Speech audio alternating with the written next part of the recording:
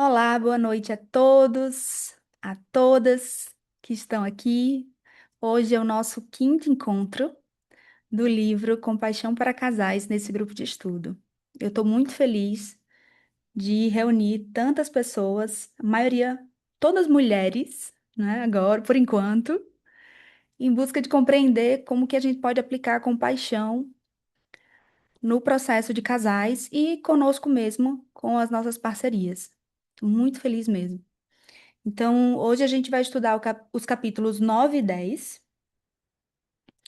E esses capítulos, eles são muito marcados por trazerem o 9 por por trazer o aspecto dos valores. Valores, necessidades, metas e como que isso pode estar entrelaçado com a compaixão. E o capítulo 10 já traz uma aplicação, um caminho, uma bússola mesmo, de como que podemos aplicar todos aqueles aprendizados que vínhamos tendo ao longo dos capítulos de forma prática. Então, por isso que eu coloquei essa bússolazinha aqui, porque é mesmo vocês vão ver daqui até o final, é como uma orientação, um passo a passo de como fazer para a gente conseguir fazer, realizar uma comunicação compassiva, sermos compassivos conosco e com a nossa parceria. Jéssica, boa noite. Que bom que você conseguiu chegar. Olá, boa noite a todos. Boa noite, querida. Aqui a Maria de Fátima falou que gostou muito do encontro passado, fez a leitura do capítulo 9, gostou muito também e quer agradecer o material. Que bom, Maria de Fátima. Fico muito feliz em saber, viu? Vamos lá, vamos aprofundar mais. Fiquem também muito abertas para fazer perguntas, levantar a mãozinha e fazer as intervenções, porque aí a gente deixou o encontro mais rico ainda, tá? E se quiserem abrir as telas, para mim é uma satisfação ver o rostinho de vocês, aí as expressões de vocês a cada fala, a cada slide. Vamos lá. A bússola relacional. Eu, você e o nós. Aqui, ela traz uma síntese de tudo o que a gente vai ver aqui. Isso é um guia visual e, claro, informativo para transformar o conflito em intimidade, através de valores compartilhados e da comunicação compassiva. E a base disso tudo é a psicologia relacional e a regulação emocional, uma entrelaçada com a outra. O mito da fusão versus o modelo 2 se tornam três.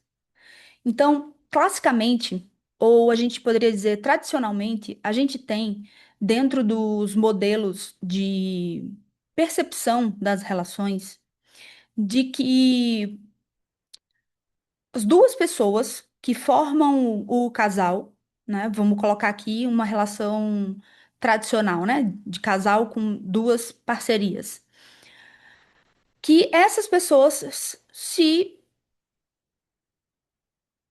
constituem como uma só. Isso vem também de uma perspectiva mais religiosa, né, como a gente sabe, mas no campo romântico, isso também acontece. A percepção romântica das relações faz com que a gente compreenda que os dois serão um só, serão um só corpo, vamos colocar assim, né? E, e essa fusão, a Michelle Becker coloca como um mito. Na verdade, então, não há fusão, não há fusionamento, não há um só corpo. Por quê? Porque essa tentativa de fusionamento vai exigir renúncias, e renúncias muito significativas a respeito da autenticidade, da identidade de cada um dos parceiros. Os parceiros diminuem quem são para caber na relação. A gente falou um pouco disso nos capítulos anteriores. Como que muitas vezes essa esse ajuste que é feito de um parceiro para caber na relação e atender às projeções da outra parceria, como que isso gera ressentimento e perda da individualidade. E por isso que é um mito, porque não dá para a gente deixar para trás quem nós somos para constituir uma relação em prol de atender à projeção de um outro ser humano que está ali, ou ainda de um relacionamento romanticamente pensado ou projetado para ser perfeito. Do outro lado, a gente tem a realidade, que é posta pela Michelle Becker. A realidade é que existe um eu, um você e um nós. E aí ela faz esse diagrama para explicar de forma mais didática, né? Como que esse relacionamento ele se dá. Um relacionamento legítimo precisa das duas pessoas inteiras. E estar inteiro numa relação é não abrir mão de quem você é, dos valores que historicamente você carrega na sua identidade, dentro da sua história. Porém, ainda assim, existe um espaço compartilhado, um nós, no centro disso. E esse espaço compartilhado fornece uma rede de segurança que permite que os dois parceiros se arrisquem a ser mais plenamente eles mesmos. Então, essa terceira entidade, que é a relação, que é o nós, ela fortalece a individualidade, a autonomia e a autenticidade dos parceiros. Ao contrário do que acontece na fusão, que essa terceira entidade, na verdade, é a união, a unidade de dois, aqui a gente tem uma potencialidade muito maior de crescimento desse casal. Porque os dois estão com seus valores íntegros e estão construindo valores da relação sem que se abandonem em cada uma das suas histórias, em cada uma das suas identidades.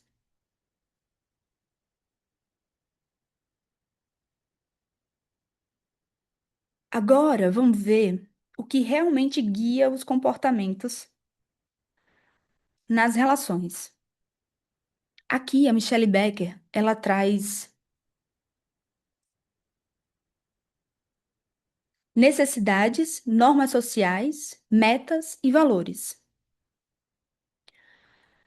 E faz a distinção de cada uma dessas. Se vocês quiserem colocar no chat dúvidas a respeito disso aqui, quando tiverem, depois que eu explicar, fiquem à vontade, tá? Porque isso aqui é um conceito, uma parte-chave de todo esse capítulo 9. E se a gente não entende isso, fica mais difícil a gente seguir junto.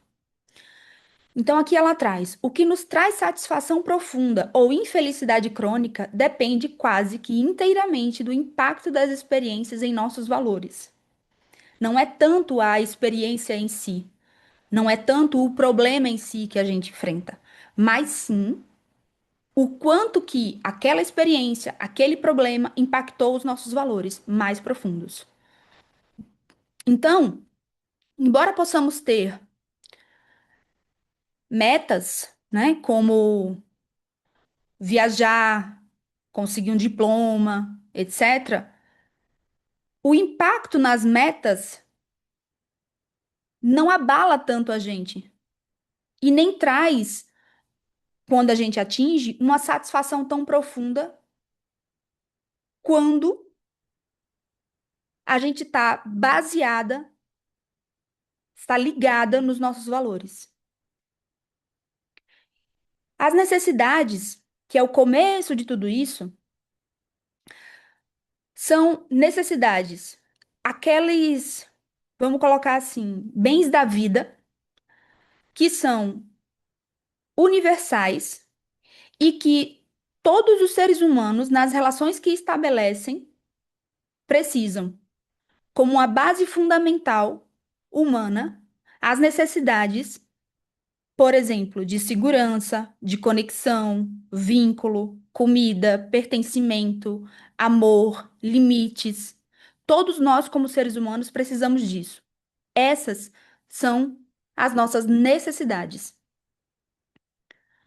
As normas sociais são aquelas de âmbito mais externo, ou seja, ditadas pelo um conjunto, né, social, cultural, um agrupamento coletivo, que tem dentro ali as suas regras. E elas são externas ao sujeito, são impostas a ele, como o sucesso financeiro, a aparência, a necessidade de casar, no caso principalmente das mulheres, de ter filhos, especialmente para as mulheres. É o que a sociedade dita.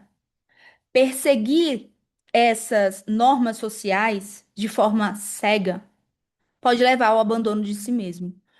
Por quê? Porque elas são externas. Elas estão ligadas, muitas vezes, ao que culturalmente uma tradição foi construindo. E atualmente, determinados sujeitos não se enquadram mais ali, naquele projeto social, naquele projeto cultural.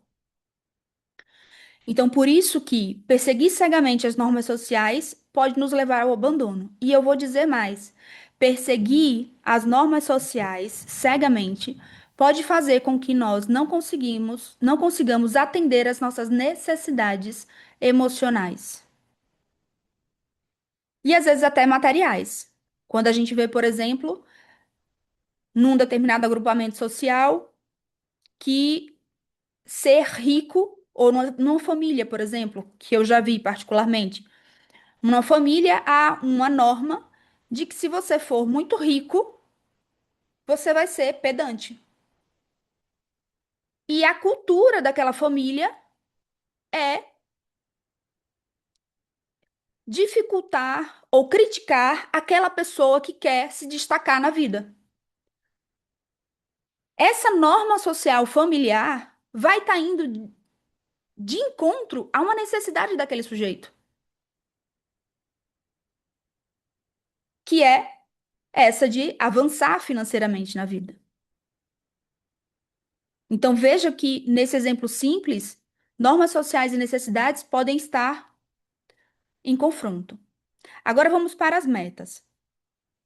As metas, elas são definidas, elas têm uma definição muito própria e elas são finitas. Elas acabam no tempo. A gente tem uma, uma ação dentro do tempo que ela tem início, tem meio e tem fim. E a meta é atingir aquele fim. Por exemplo, fazer uma viagem, concluir uma faculdade, né? Conseguir um diploma, etc. Comprar determinado carro. Essas metas podem ser alcançadas e concluídas. E se acaso falharem, elas geram decepção temporária. A diferença agora entre metas e valores é um dos pontos fundamentais. Os valores, eles são internos, ou seja, construídos ao longo do tempo, a partir da nossa biografia, da nossa história, né? E contínuos, o que significa que, mesmo o curso do tempo acontecendo, os nossos valores estão lá. Eles não se esvaem como as metas no tempo. Eles continuam. Então, você pode ter como valores a aventura, a aprendizagem, estar sempre aprendendo, a compaixão, o sucesso é um valor. Isso dá sentido profundo à vida. E esses valores, eles não são escolhidos. Lembra, eles são internos. Então, eles são descobertos. Porque ao longo da nossa jornada, ao longo do nosso processo de formação, A gente foi crescendo dentro de um determinado ambiente que nos possibilitou construir determinados valores. Por isso que se diz, eles são descobertos. Então, se não alcançamos uma meta, ainda podemos viver nossos valores. Isso nos traz uma concepção ou uma possibilidade de termos mais tranquilidade com as adversidades da vida, quando essas adversidades nos impedem de alcançar essas metas. Porque se a gente tem a nossa base, os nossos valores muito claros, quais são esses valores? Quais são os valores da minha família? Quais são os meus valores? Quais os valores da minha parceria e quais são os meus valores? E quais são os valores da relação que a gente constitui? Se eventualmente essas metas finitas não forem atingidas, isso não vai nos causar uma infelicidade crônica, como a Michelle Becker traz. Gabriela fala aqui: como identificar quando estamos nos diminuindo para caber no relacionamento? Porque as divergências entre as parcerias fazem com que alguns comportamentos e hábitos sejam mudados para o bem-estar na relação. Acho muito complexo separar as mudanças necessárias para o funcionamento da relação, para que elas não impactem individualmente em cada um. É verdade, Gabriela, é muito complexo mesmo. Eu concordo com você. Mas aqui vou falar sobre a ótica da terapia do esquema, tá?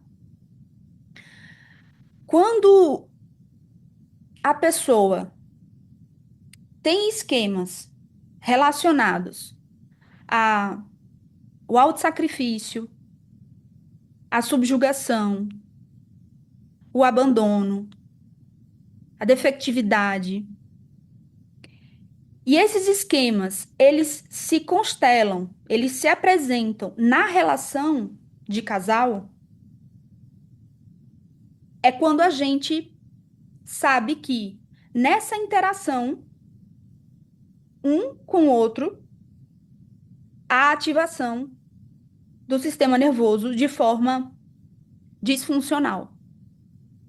Ceder na relação, construir esse espaço de, vamos colocar assim, negociação, é importante. É uma habilidade, é uma flexibilidade cognitiva, né?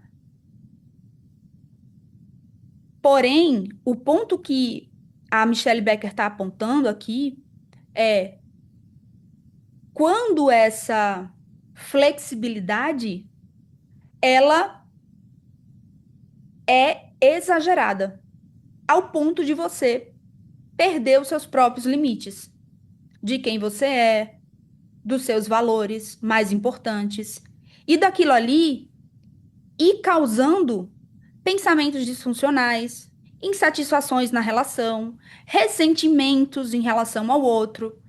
Isso já são sinais de que aquela concessão, talvez tenha sido exagerada. Então, mais a fundo, a gente consegue ver essa essa disfuncionalidade quando a gente escuta as duas parcerias. Principalmente se houver ali ressentimento, raiva camuflada, mágoas. Todos esses detalhes, sabe, Gabriela, faz a gente se dar conta de que alguma coisa não está bem encaixada ali naquela relação. E se a gente faz um mapeamento com os esquemas de cada um das parcerias, aí fica ainda mais fácil. Gabriela, se ficou alguma dúvida ainda, tu me pergunta, tá bom? Se ficou claro, por favor, também me sinaliza. Mário, muitas vezes a nossa infelicidade crônica vem de colocar todo o peso da vida nas metas, que são finitas e podem falhar. Isso é verdade. Ignorar os nossos valores, que são contínuos. Na prática, como podemos ajudar alguém ou a nós mesmos a desapegar da decepção de uma meta não alcançada e redescobrir que o valor por trás dela ainda pode ser vivido hoje mesmo. Que bonito, Mário. Que bonito. Então, de nada, Gabi. Então, esse é um trabalho muito significativo, assim, na clínica psicológica e eu digo na nossa vida. Depois que eu li esse capítulo, eu fui me dando conta de, de enxergar a importância de ter valores, porque aqui, Mário, me parece que é construir uma perspectiva de presente e de futuro pautada nesses valores. Porque o que acontece com as pessoas quando não conseguem alcançar suas metas? Se falham, elas têm uma decepção, que deveria ser uma decepção temporária e, vamos colocar assim, passageira. E, na verdade, acontece delas terem uma decepção duradoura e ativar uma infelicidade crônica. Porque elas reduzem a perspectiva de tempo para a finitude daquela meta. Então, elas não conseguem enxergar justamente isso que o Mário traz, a base do que está possibilitando a construção daquela meta, que são os valores. Então, Mário, me parece que trazer à tona uma visão de mundo e uma visão do tempo em que a compaixão e os valores que, na verdade, os valores que balizam a vida daquele ser humano, eles se dão no curso do tempo, no presente, no passado e no futuro. Isso traz para a gente uma certa tranquilidade. Uma tranquilidade para a gente poder construir metas, construir metas e ter uma tranquilidade caso essas metas não sejam alcançadas de forma satisfatória. Maitê, você levantou a mão. Quer falar agora?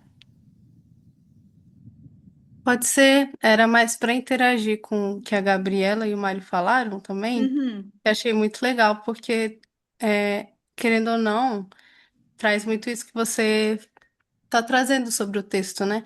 Quando a gente entende os valores, a gente consegue identificar melhor quando a gente está, ou quando a pessoa está se diminuindo para caber no relacionamento, né?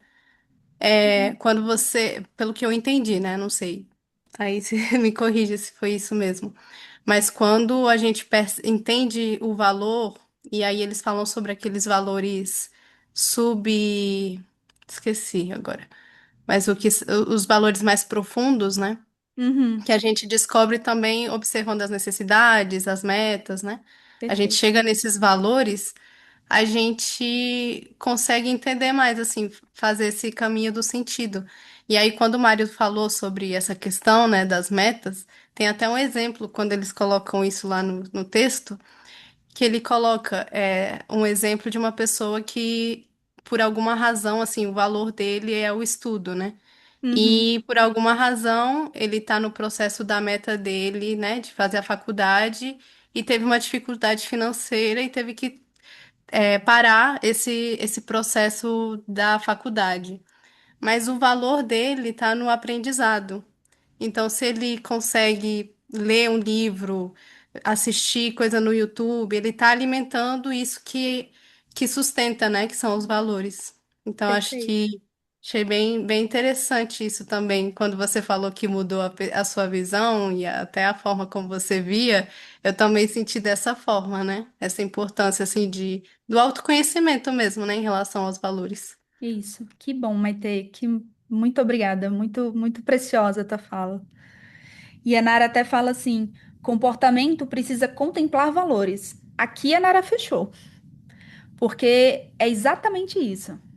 Se a gente se comporta para atender às nossas necessidades, essas necessidades estão balizadas em valores. Se a gente se comporta para atender determinadas normas sociais, que essas normas sociais estejam ancoradas nos nossos valores. E que os nossos comportamentos para atingir as metas também estejam ancorados nos nossos valores. Porque desse modo, a gente se enxerga com mais compaixão no que a gente faz no mundo, no que a gente deixa para o mundo. Porque esses valores são internos, são vindos da nossa biografia e são contínuos. Eles não acabam com a finalização das metas. Eles continuam a nossa vida inteira. Aqui estava o que você estava falando, Maitê, a questão dos valores fundamentais, né? Os valores fundamentais, eles são colocados como o que há de mais profundo, né? Sob o ponto de vista da compaixão, é o que há de mais profundo. Então, descobrir esses valores exige ir além da superfície e implica a gente perguntar o tempo inteiro: se meu desejo se realizasse, como a minha vida mudaria? Se perguntar isso até que não haja mais uma resposta profunda. Daí a gente vai ter encontrado os nossos valores. Então, viver com autocompaixão significa ancorar-se neste núcleo de valores. Aí, Mário, aquela pergunta que você me fez, me parece que também ganha uma resposta aqui. É na relação conosco e com o outro, a gente ir curiosamente descobrindo os nossos valores nessa investigação compassiva, sabe? E na relação que a gente estabelece com o outro. Aí aqui, nesse núcleo verdinho, está o valor, fonte de sabedoria e conexão. Na camada intermediária é a pergunta investigativa. Se eu tivesse isso, como minha vida mudaria? E na camada mais externa, na superfície, o desejo. Então vamos a um exemplo. Eu tenho um desejo de que as outras pessoas me peçam conselhos. Gosto que as pessoas me vejam como essa figura que aconselha. E eu me pergunto, se eu tivesse isso, como minha vida mudaria? Eu me sentiria mais útil e conectada às outras pessoas, se elas me pedissem esses conselhos. E mais uma vez eu faço a pergunta: e se eu me sentindo útil e conectado com as outras pessoas? Como a minha vida mudaria? Eu teria mais sabedoria e conexão. E aí, sabedoria e conexão fica sendo o valor primordial dessa pessoa que gosta de, no desejo dela, que os outros peçam a ela conselhos. Ficou claro essa parte? Oi, Maria de Fátima. Pode abrir o microfone. Oi, Georgina. Eu estava pensando, quando você traz essa questão dos valores, né? Pode ser até que eu faça uma colocação inadequada, porque eu também não tenho grandes conhecimentos, né, da teoria. Por exemplo, uma pessoa que teve falhas na sua condução, né, na sua educação, famílias com dificuldades na construção desses valores, né? A autora refere alguma coisa nesse sentido? Uhum. Sim. Ó, primeiro, tuas perguntas são muito bem-vindas, tá? O tempo inteiro, sejam elas dentro da teoria ou fora da teoria. E Obrigada. em relação aos valores, eu não me recordo dela ter explicitamente trazido essa questão que você está trazendo, que é uma questão muito importante. Uhum, Mas aqui eu acho que vale a pena a gente diferenciar comportamento de uhum, valor. Porque, por exemplo, se alguém é criado num ambiente muito violento e reproduz essa violência dentro das relações de casal, por exemplo, uhum, se a gente fosse fazer, trazer um exemplo mesmo, né? Se a gente fosse chamar essa pessoa e fazer esse exercício aqui, ela age com violência porque é importante para ela ter o domínio daquela situação. E aí a gente vai inquirir aquela pessoa. E se você tivesse o domínio na relação, como a tua vida ia mudar? Essa pessoa poderia trazer algumas respostas. Uma delas que eu vejo, eu ia ficar tranquilo, porque eu não ia me sentir amedrontado de estar vigilante o tempo inteiro para me defender. Ela poderia dizer, eu ia ter poder. Poder é o valor. Tranquilidade é o valor. Mesmo ela agindo com violência. Porque a minha ideia, e aí eu posso também estar equivocada, mas é diferenciar o comportamento Uhum. do valor. O valor é sempre algo positivo, Isso. que vai reforçar a dignidade do ser humano, que vai justamente possibilitar uma vida de autocompaixão. Uhum. Então, nesse sentido, me parece que a gente consegue fazer esse exercício de uma forma mais difícil. É muito mais difícil. Mas me parece que torna a proposta mais coerente, sabe? Distinguir Aham. o comportamento dos valores. O que é que você acha disso que eu falei? Eu acho interessante. Eu estava pensando assim, eu acho que o próprio processo, ele também pode ajudar nessa construção desses valores, né?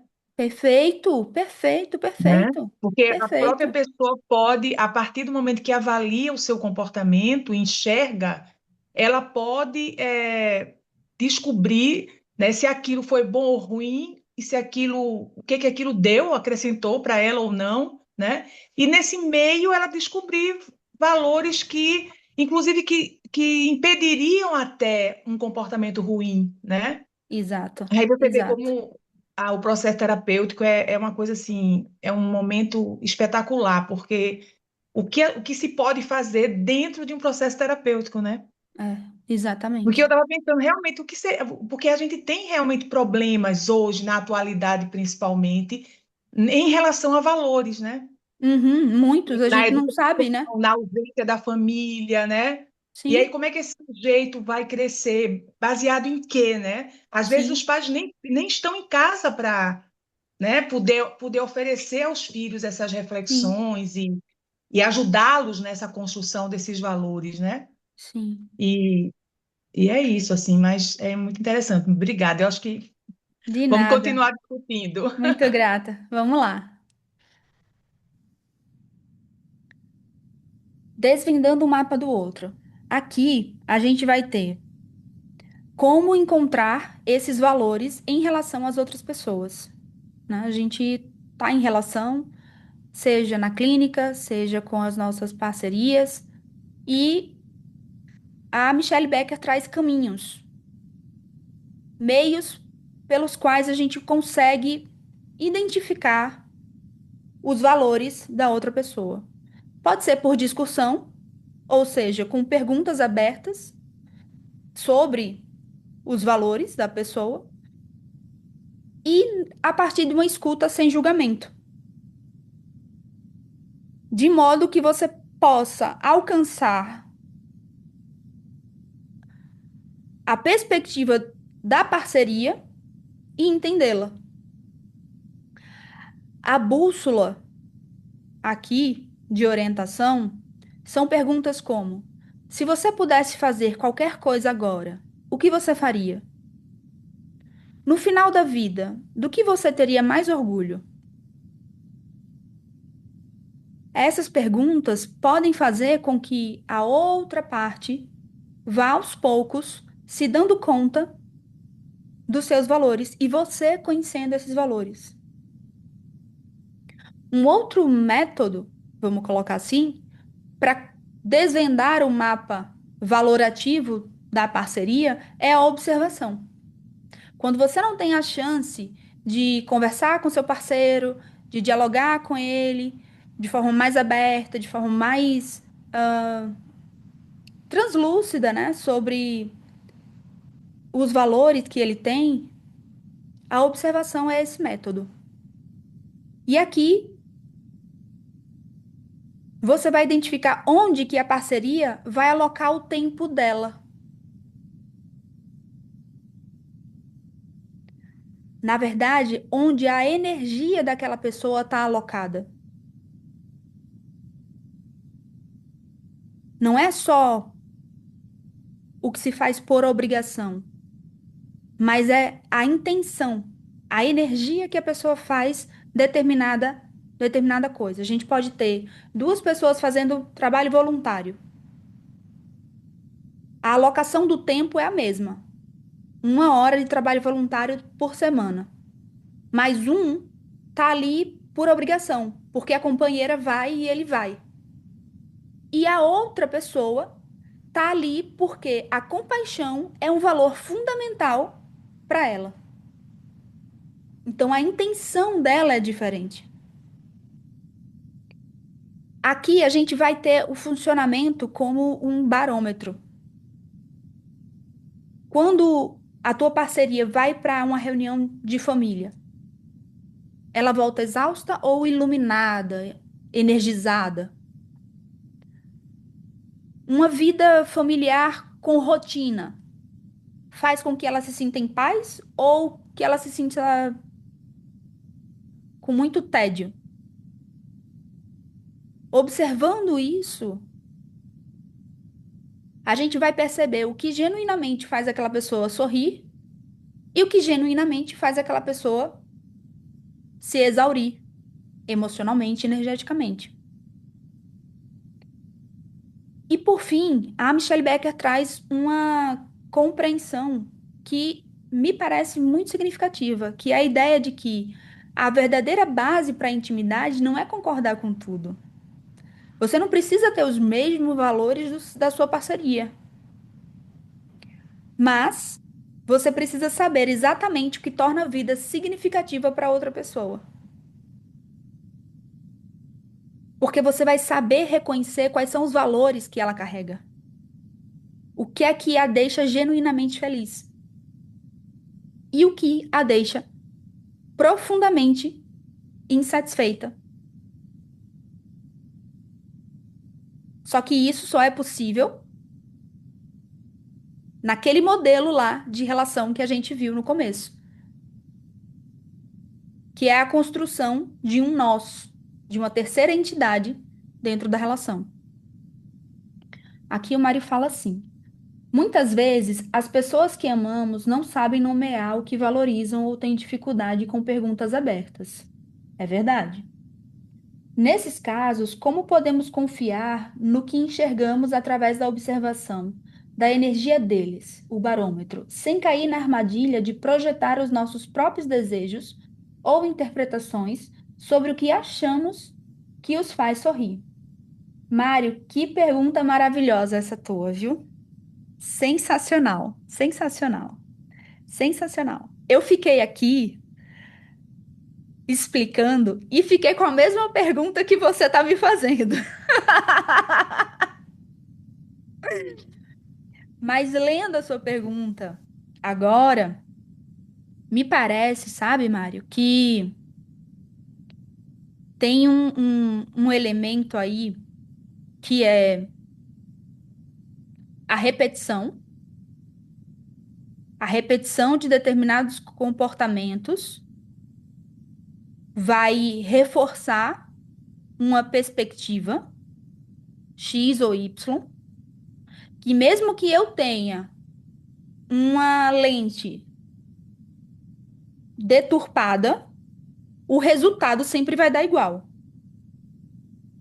Porque a pessoa tem um valor que vai se repetindo ali nas atitudes dela. Aí você me pergunta, tá, Georgina, mas eu com a minha lente, né, com a minha projeção dos meus próprios desejos e interpretações, Como é que eu vou saber de fato se é aquilo? Primeiro, você está nesse lugar de duvidar da própria conclusão já te deixa mais alerta em relação a eventualmente estar interpretando errado. Isso é um ponto. O segundo ponto é observar como que no decurso do tempo aquela pessoa reage. Porque aí você vai sabendo desse seu ponto de partida, você vai conseguir ajustar a sua lente. Ah, então eu estava errada, porque a pessoa fez assim ou fez assado. E por fim, um terceiro elemento, para mim, seria a comunicação. A gente não ia usar as perguntas abertas, como na bússola, mas chegando depois da observação, a gente teria uma segunda etapa, que é uma etapa que você comunica a outra pessoa. Fulano, eu noto que quando você vai para as reuniões na sua família, você parece chegar muito exausto, muito exausta. Isso é verdade? Ponto um. Por que que você acha que as reuniões da tua família estão te causando essa exaustão? Ponto dois. Mas antes você observou. Antes você estava atento àquilo ali. E aí você vai conseguindo destrinchar a partir da comunicação clara com a outra pessoa. Depois tu me diz, Mário, se encaixou aí, não encaixou, me diz como é que tá, viu? Eu vou adiantando aqui. Ô, Georgina, só rapidamente, assim, né, na fala do Mário, assim, quando ele diz, né, o que achamos que a faz sorrir, né? A gente não tem que achar, né? Não é o que a gente acha, mas é o que realmente está acontecendo. E aí vem a questão da comunicação. Nós achamos muitas coisas, mas na maioria das vezes o que nós achamos está errado, Sim. porque a gente não tem a comunicação com o outro, né? A gente meio que se contenta com aquilo que a gente acha e não vai realmente atrás para fazer essas perguntas, por exemplo, que você falou, para que a gente possa ter certeza do que realmente o outro pensa, Uhum. e não o que a Pensa gente assim. acha que ele pensa. Isso. Era só um cutucar um pouquinho. Uhum.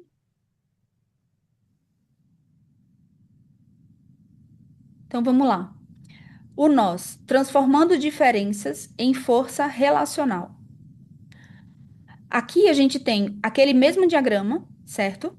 E aqui ela vai dar um exemplo de como que dois parceiros com valores diferentes e opostos podem criar um nós harmônico.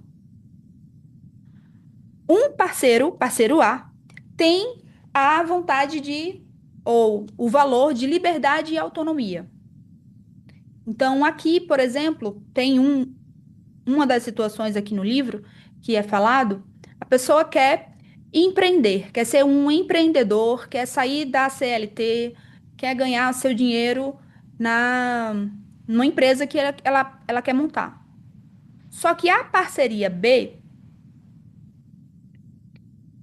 tem outros valores, conexão e estabilidade. Então, para essa parceria, o companheiro ou a companheira sair da CLT e arriscar no empreendimento comercial é um horror.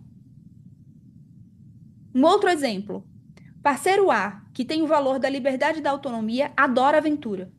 Adora viajar pelo mundo, adora conhecer novos lugares, viver essa intensidade da aventura de forma muito significativa. A parceria B tem valor de conexão e estabilidade. Então, para ela, sair do espaço dela já não é tão confortável. Viver essa aventura também não é confortável. Ela prefere uma outra dinâmica. Como que esses dois valores se harmonizam? É a síntese do nós. O parceiro A vai ter o espaço para aventuras fora da relação, ou seja, seu valor de liberdade vai estar garantido, mas ele vai retornar na relação e compartilhar com a parceria intensamente a experiência, ou seja, atendendo o valor da conexão de B. O que parece ser incompatível, na verdade, não é. Valores diferentes não necessariamente são incompatíveis, especialmente quando a gente compreende a motivação profunda por trás do valor do parceiro. E qual é a motivação profunda? São as necessidades emocionais, ou de segurança financeira, ou de autonomia. Quando a gente consegue perceber essas necessidades mais profundas, essa motivação mais profunda, a gente deixa de lutar por resultados. Ou seja, viajo ou não viajo? Ah, se eu viajar, vou criar um conflito aqui com a minha parceria. Então é melhor não viajar. Não é sobre essa luta por resultados. Na verdade, o que está por trás do teu desejo de viajar?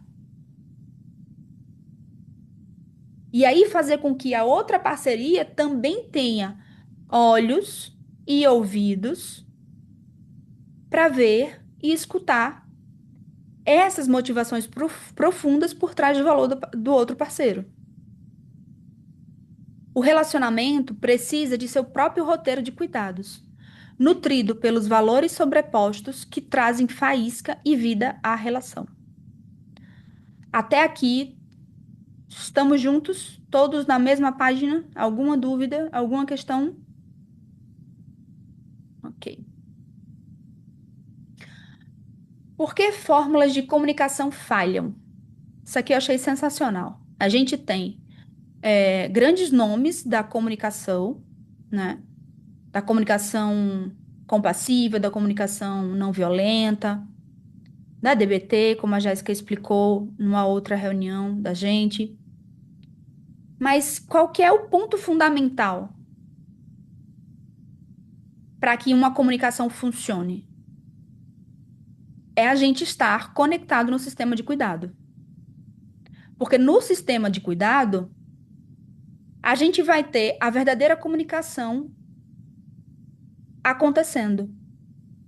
E a gente vai poder nos comunicarmos com compaixão. No sistema de ameaça ou defesa, ou ainda no sistema de impulso, a gente não consegue comunicar de forma compassiva. Na verdade, a gente pode até replicar a estrutura da comunicação não violenta, por exemplo. Mas se dentro da gente tiver acionado o sistema de ameaça ou defesa, cujo foco é a sobrevivência e a proteção contra a perda, a nossa fala, o tom da nossa voz, a posição do nosso corpo, o nosso olhar, os nossos gestos vão comunicar outra coisa totalmente diferente. Da mesma forma para o sistema de impulso. Se a gente estar na tentativa frenética de consertar a parceria, criticar a parceria, considerar que o problema é a pessoa, a gente pode desvirtuar essa comunicação. A mensagem ela não vai ser ouvida. Porque o nosso sistema nervoso está desregulado.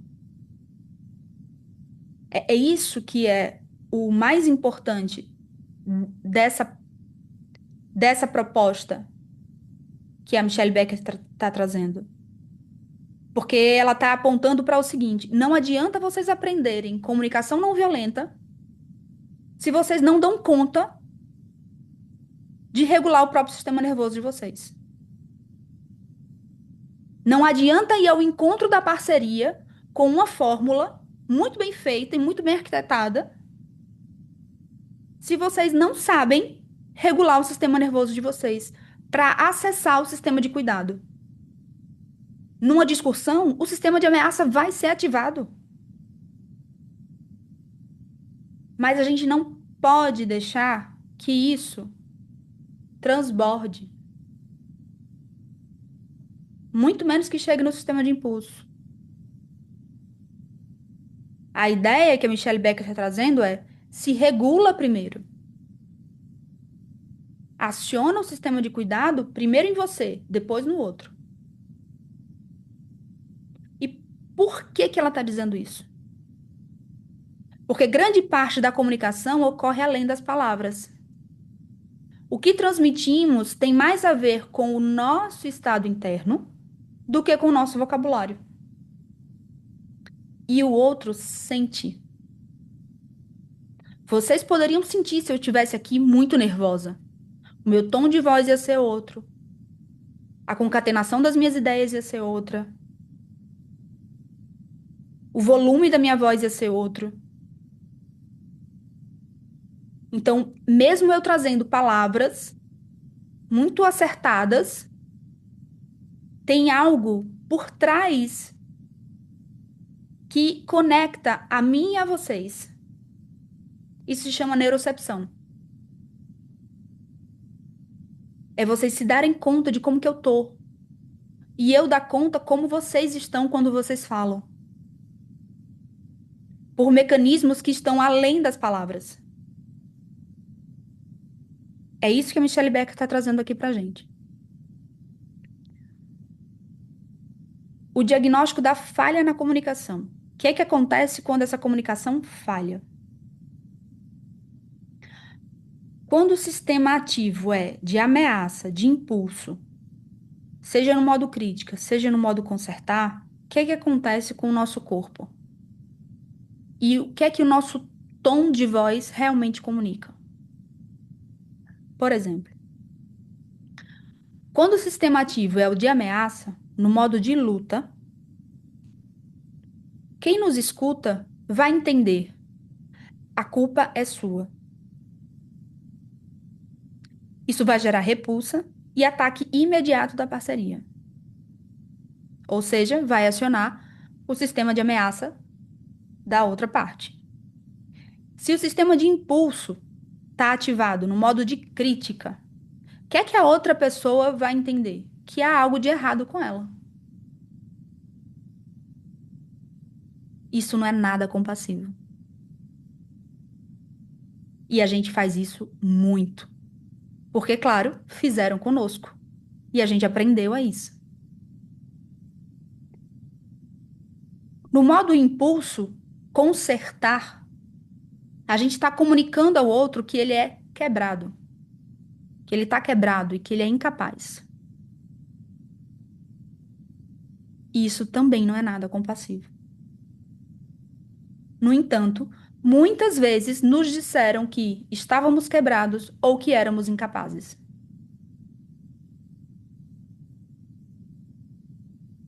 Notem como é profundo isso daqui. Porque aqui a Michelle está dizendo: olha o que teu corpo comunica quando você usa determinadas palavras no modo de ameaça, no sistema de ameaça ou no sistema de impulso. E o que é que eu estou dizendo? Que a utilização do modo de ameaça ou de impulso tem raízes profundas na forma como nós fomos educados, cuidados. Porque se uma pessoa, vamos lá pela teoria do esquema, as vozes críticas e punitivas, com quem que a gente aprendeu a ser crítico conosco mesmo e punitivo conosco mesmo? Com os nossos cuidadores, com as pessoas de referência para nós. Então vejam como é profundo você se dar conta de como é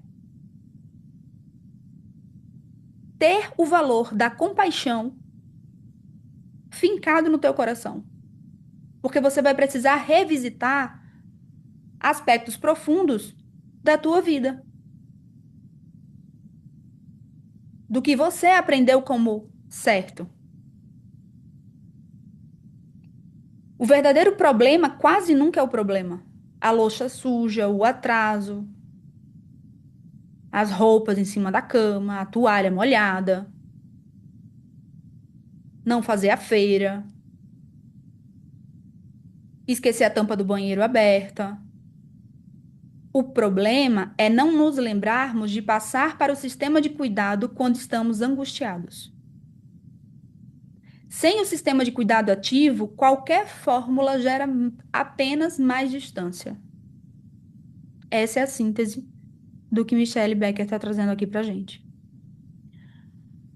Mário escreve: muitas vezes, mesmo percebendo que estamos num sistema de ameaça ou de impulso, sentimos uma urgência enorme em falar para resolver o desconforto, para resolver o desconforto logo. Na prática, qual é o sinal físico mais confiável de que conseguimos realmente migrar para o sistema de cuidado e estamos prontos para ser ouvidos, e não apenas para desabafar ou consertar o outro? Que pergunta linda, Mário. Aqui a gente vai ter um mapa do sistema nervoso, Mário. Quando a gente está no modo de ameaça ou ainda de impulso, a gente vai ter uma ativação do sistema nervoso simpático. Quando a gente está no sistema de cuidado, a gente vai ter uma ativação do sistema parasimpático ventral. No parasimpático ventral, a gente vai ter clareza de pensamentos, vai ter a capacidade de falar num tom de voz ameno, vai ter o nosso ritmo cardíaco e respiratório regular.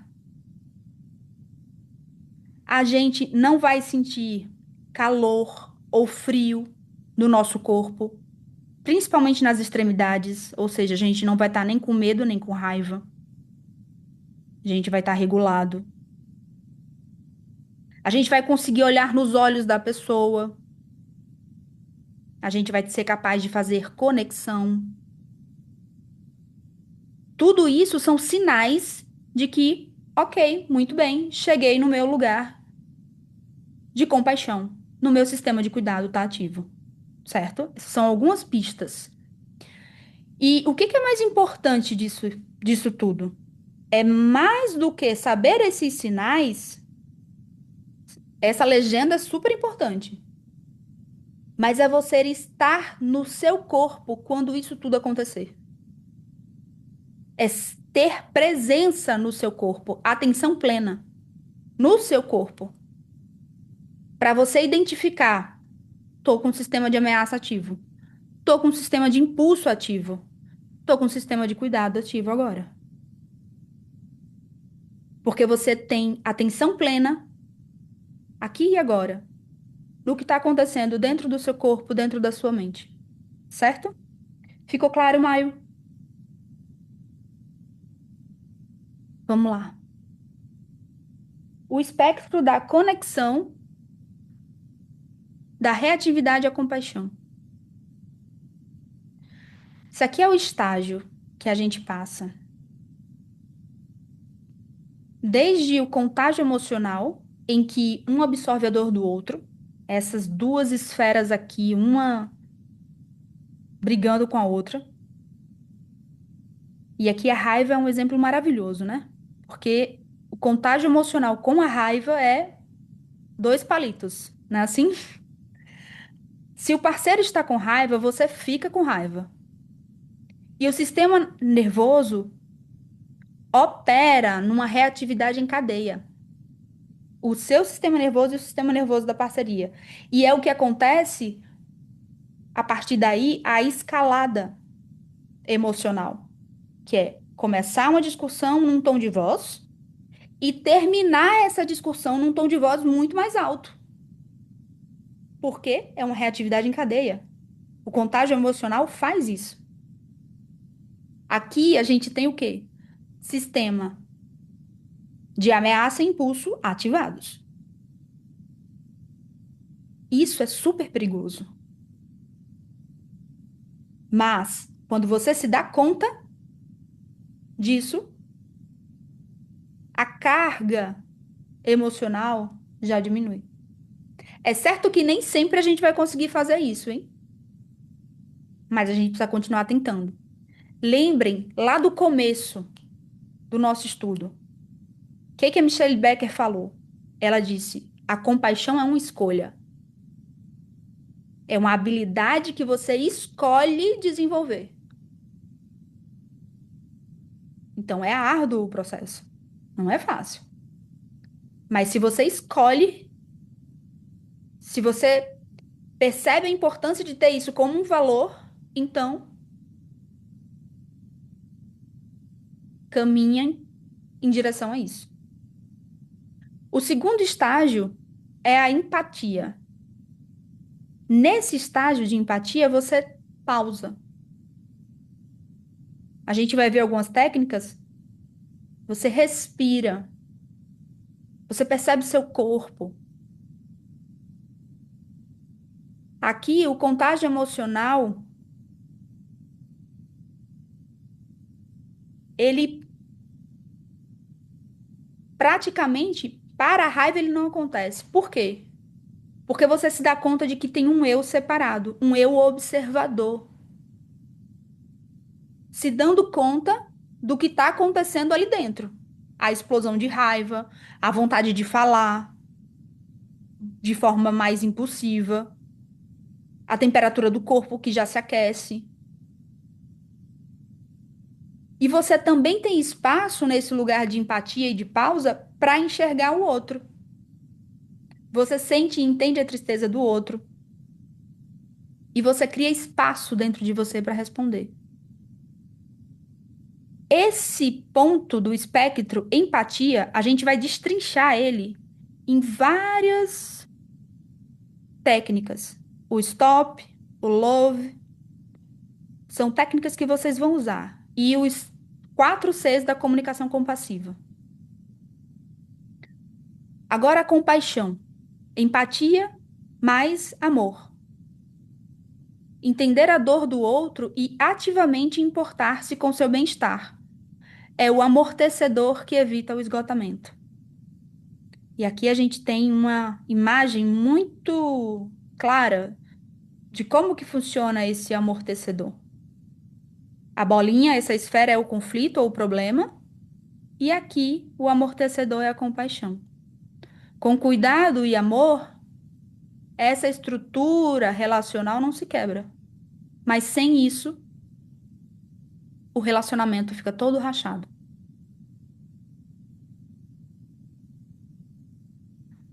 E aqui a gente vai entender por que que a gente precisa do sistema de cuidado. O Gottman é um grande estudioso da área de relacionamentos, tá? De relacionamentos, casais. O cara é sensacional. John Gottman. E ele revela que 69% dos problemas em um relacionamento não tem solução. A primeira vez que eu li isso, eu fiquei super assustada. Eu não dizia que era tanto, mas 69% dos problemas em um relacionamento não tem solução. São diferenças perpétuas de personalidade ou de valores. Então, vão ter aspectos da personalidade sua e da sua parceria que você não vai conseguir solucionar. São problemas insolúveis. Isso torna ainda mais importante o papel da compaixão. Dia 15 do 4. Mário, seu áudio está aberto, querido. Isso torna ainda mais importante o papel da compaixão. O objetivo aqui não é resolver todos os problemas. Ou seja, eu não vou mudar o meu parceiro. Eu não vou mudar minha parceira. Eu não vou tentar enfrentar problemas que não têm solução. O amor e a compaixão agem como um amortecedor emocional que absorve o impacto do estresse diário, permitindo que o casal navegue por problemas insolúveis sem entrar em uma espiral descendente de ressentimento. Isso tem tudo a ver com os valores. Porque Se temos 69% dos problemas perpétuos numa relação, significa que há valores que são também diferentes.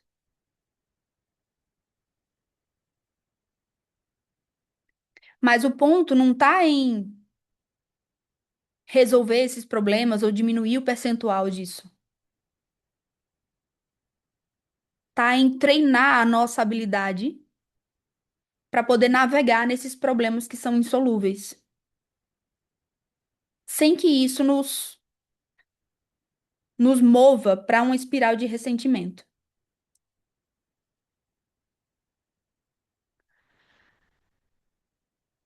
Aqui nós temos os dois bloqueios da comunicação: a crítica, ou a tentativa de controle, e a evitação ou afastamento, que é a tentativa de fuga. Diante da insegurança e medo de magoar ou ser magoado, os dois caminhos mais rápidos são a crítica e a evitação. Isso traz a ilusão, por parte de quem critica, por exemplo, de que se a pessoa apontar todos os defeitos, a parceria mudará e ela finalmente estará segura e confortável. Só que na realidade, isso obriga o parceiro, a parceira, a assumir todo o trabalho de vulnerabilidade enquanto nos escondemos e gera ataques defensivos. Por quê? Porque a pessoa foi criticada. Quem quer ser criticado? E ser colocado nessa posição faz com que aquele que critica não acesse a vulnerabilidade. Na verdade, ele critica porque não acessa a vulnerabilidade dele.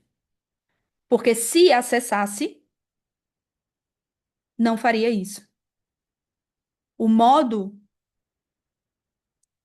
de impulso tá tão ativo, que não tem nem tempo de se dar conta da própria vulnerabilidade. No caso da evitação, o raciocínio é um pouco diferente. Se eu não disser nada, evito ferir o outro e não piora a discussão. Só que na realidade, o que acontece é que quando não se tem atenção dentro de um determinado contexto que exige cuidado, que exige atenção, que exige mais dedicação, o amor vai minguando. O afastamento faz o parceiro sentir-se abandonado e indigno. Então, tanto a crítica quanto a evitação não são modos eficazes de lidar com a vulnerabilidade, com a insegurança, com o medo. Não podemos nos conectar profundamente sem conhecer a própria vulnerabilidade. Retirar essa armadura é o primeiro passo para sentir o mundo e para sentir o parceiro.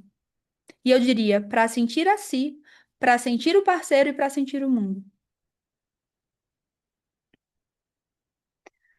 Essa ferramenta, eu recomendo, inclusive, que vocês tirem print dessa página aqui. Print ou o que vocês quiserem.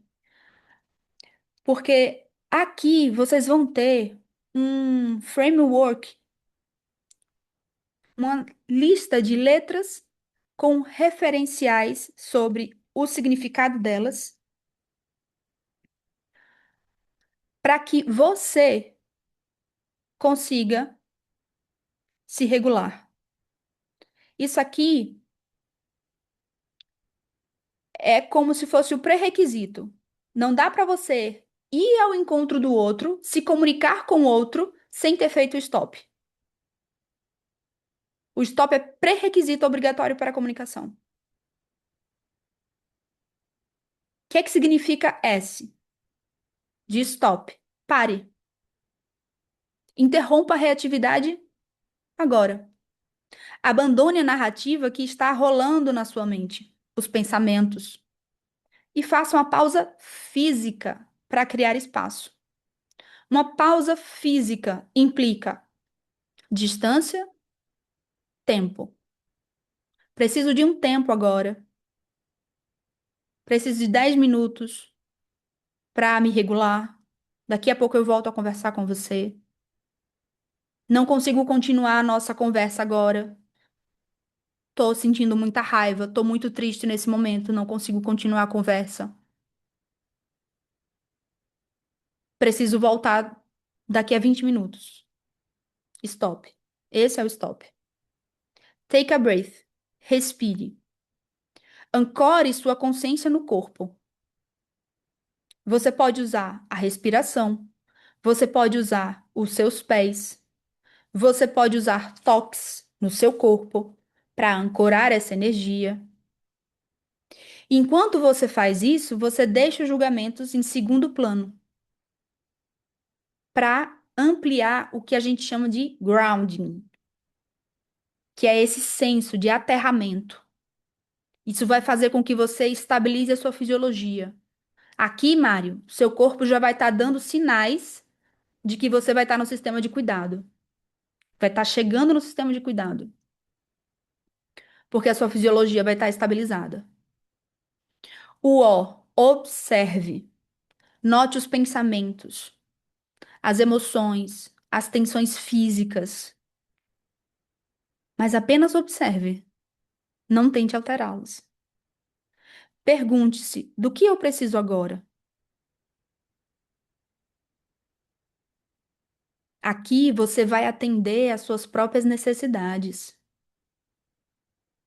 Você vai em busca de atender às suas próprias necessidades.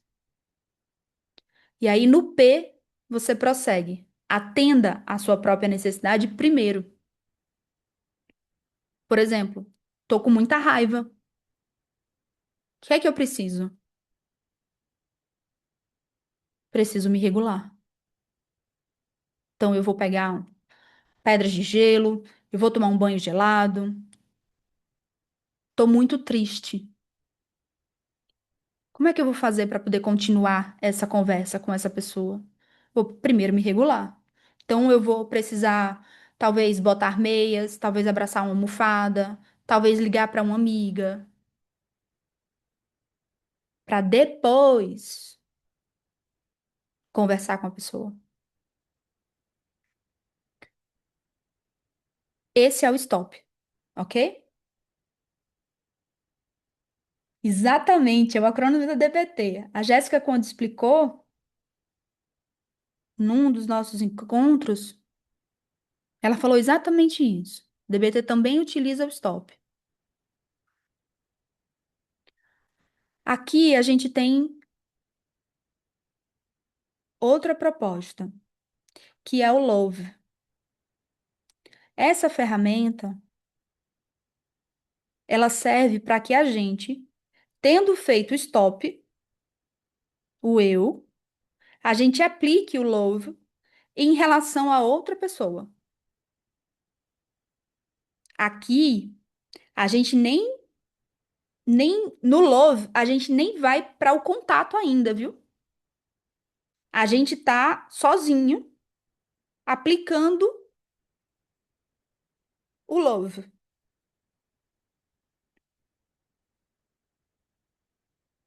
Agora vamos entender como é que é essa aplicação. L, listen, escute. Abandone a necessidade de estar certo ou de consertar. Absorva a verdade do outro como um ato de generosidade. Gente, isso aqui é muito precioso. Absorva a verdade do outro como um ato de generosidade. Isso é tão precioso e, ao mesmo tempo, tão difícil. Abrir a nossa escuta sem necessariamente trazer o julgamento de certo ou errado. Ou ainda, sem querer consertar o outro. Ó, observe. Vá além das palavras. Observe se o rosto está vermelho, se os olhos estão com lágrimas, se o tom da voz da pessoa está trêmulo, está mais alto do que o habitual.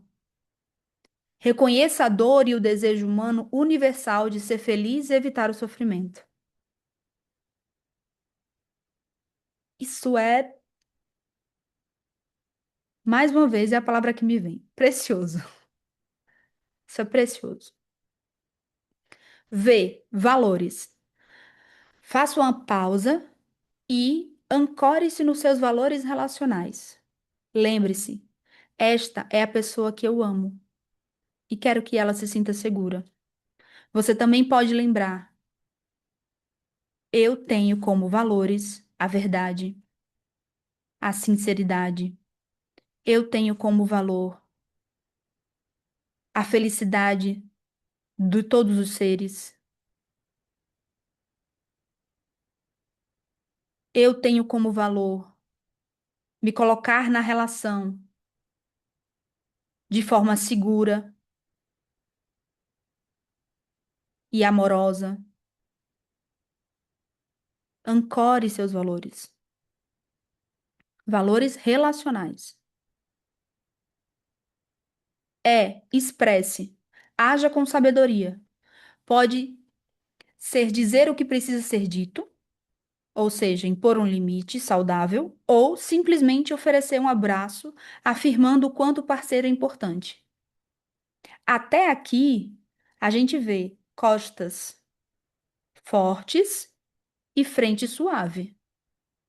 Depois de fazer o stop, depois de caminhar aqui no love, chegar no express bem, essa pessoa precisa de costas fortes ou frente suave da compaixão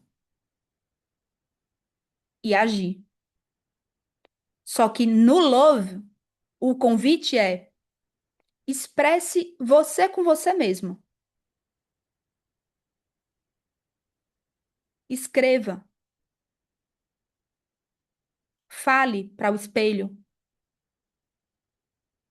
Diga o que precisa ser dito numa carta que você não vai entregar. Diga o que precisa ser dito no espelho, no banheiro, enquanto você está se regulando. Mas a partir dos seus valores. Depois disso tudo, é que você vai ao encontro da outra pessoa.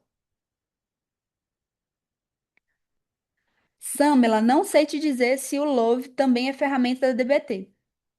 Se Jéssica estiver ouvindo, vou pedir para ela ajudar a gente aqui. Pedir ajuda aos universitários. Se ela estiver ouvindo, ela vai responder daqui a pouco, Samela. Mas se ela não estiver ouvindo agora, a gente faz essa pergunta para ela depois, quando ela voltar. Os 4 Cs da comunicação compassiva. Aqui, a gente tem a comunicação em si. Olha o caminho que a gente fez para poder chegar na compaixão. Sendo comunicada. Olha o caminho que a gente fez. Corpo, mente, coração e ação. O corpo centrado, a mente curiosa, a ação compassiva e o coração conectado. Corpo centrado significa que você está focado na respiração, que você sente seus pés no chão, que a sua fisiologia está regulada, que a tensão física desnecessária já vai ter escoado. Que quando você for falar com a pessoa ou escutá-la, você vai estar centrado no seu corpo, respirando ou sentindo os pés no chão.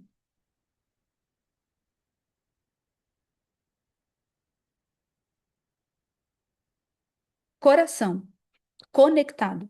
Lembre-se da humanidade compartilhada. Evite xingamentos. Diga a si mesmo, assim como eu, meu parceiro, minha parceira, está fazendo o melhor que pode.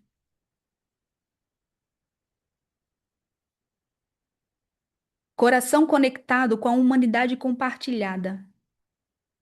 A desregulação do outro diz sobre um sofrimento que ele está passando e ele não tem linguagem para comunicar isso de forma assertiva. Lembram disso? Conteúdo de alguns capítulos atrás. Assim como eu, meu parceiro está fazendo o melhor que pode. Mente curiosa. Fale a partir da sua própria vulnerabilidade, não com acusações. Como ouvinte, torne-se um detetive, tentando entender, livre da certeza tóxica. Essa curiosidade, ela é muito própria das crianças. Ela age como um detetive. Mas e isso? Mas e aquilo? Ela não tem uma preconcepção sobre o que deveria ser ou o que não deveria ser. Ela tem uma curiosidade genuína de entender o que fez o outro pensar desse jeito. O que está acontecendo para você agir dessa forma, com tanta raiva comigo? Ação compassiva. Pergunte: do que você precisa agora? Como posso confortá-lo? Ou peça claramente o que você mesmo precisa para se acalmar. Ou seja, preciso que você baixe o tom de voz. Falar assim comigo me deixa ativada. Você pode falar mais baixo? Essa é uma ação compassiva consigo mesmo. E é costas fortes em relação ao outro, ok? Os 4 Cs da comunicação compassiva. Ciclo da intimidade. A gente tem desde a ancoragem até a conexão. E aqui é um resumo de tudo isso que a gente viu. Na ancoragem, a gente conhece os nossos valores, a gente usa o stop e a gente estabiliza o sistema nervoso. Deliberadamente, a gente escolhe o sistema de cuidado em vez do sistema de ameaça. Esse é o ponto de virada, para que a gente consiga estabelecer a conexão. Estabelecendo a conexão por meio da aplicação do Love e da prática dos 4 Cs, a gente nutre o relacionamento. No fundo, o que todos queremos é apenas sermos amados e aceitos. Quando paramos de usar a comunicação como uma ferramenta de manipulação para obter um resultado e começamos a usá-la como um processo para revelar nosso coração, transformamos as tempestades relacionais em portos seguros. A bússola está sempre dentro de nós. Com isso, eu termino a apresentação. Agradeço a presença de vocês, a escuta e abro aqui para vocês conversarem, partilharem o que acharam do encontro de hoje. Fiquem à vontade. Podem levantar a mãozinha. Obrigada, Maitê. Tava ligada aqui nesse tempo, viu? Foi cravada. O que é que vocês acharam? Como se sentiram? Tem alguma pergunta?